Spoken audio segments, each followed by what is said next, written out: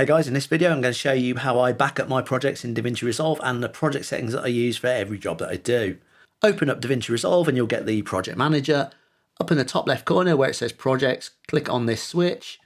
This is going to open your databases. On mine you'll see that I've got two. I've got the one that comes with it, which is the local database. I don't keep any projects in here because they're on the local drive and I don't want them there for speed reasons. So I've got one called DaVinci Resolve Projects, and this is where all my project files reside. If you don't have this and you want to create one, you just go down to Add Project Library, give it a name.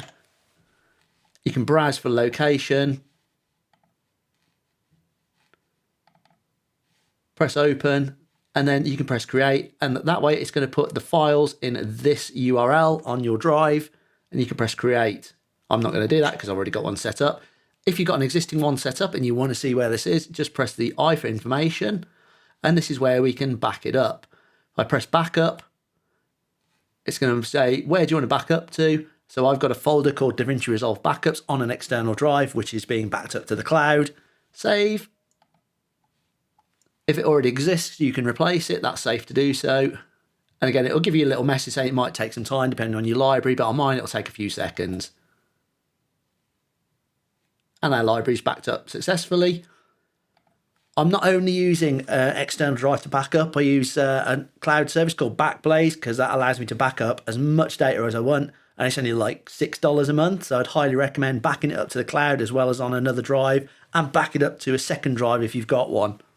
If you look over here where it says Project Libraries, if you click on the first one, that will allow you to sort it.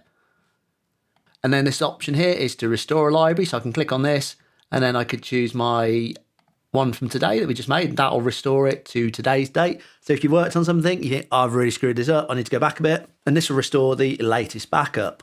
We're going to take a quick look at the project settings. I'm going to jump into an existing project so you can see how it all looks and how I've got it set up. In the bottom right hand corner, I'm going to open up our project settings. All the master settings are going to leave as is. They're going to be like 4K. On subtitles and transcription, all I do is I just make sure that that's set to English, press save. And then on Fairlight, I would just set my target loudness level to -14 lufs. That's because I do all my content for YouTube. And that is all I do on the project one.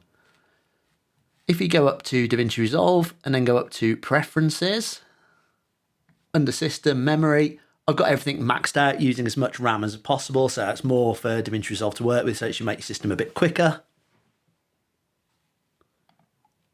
Media storage, leave as is. Decode, leave as is. Video and I/O, they can stay as is. Video plugins, as is. Audio, nothing there. Control panels, as is.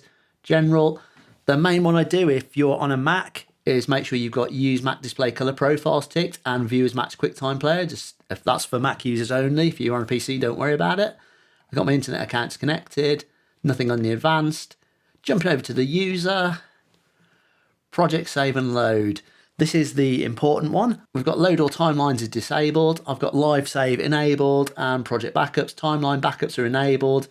On mine, I tell it to perform a backup about every 15 minutes because worst case scenario is, yeah, if you lose 15 minutes, it's not the end of the world. But if you've been working on something for an hour and you lose all that, that's going to really suck.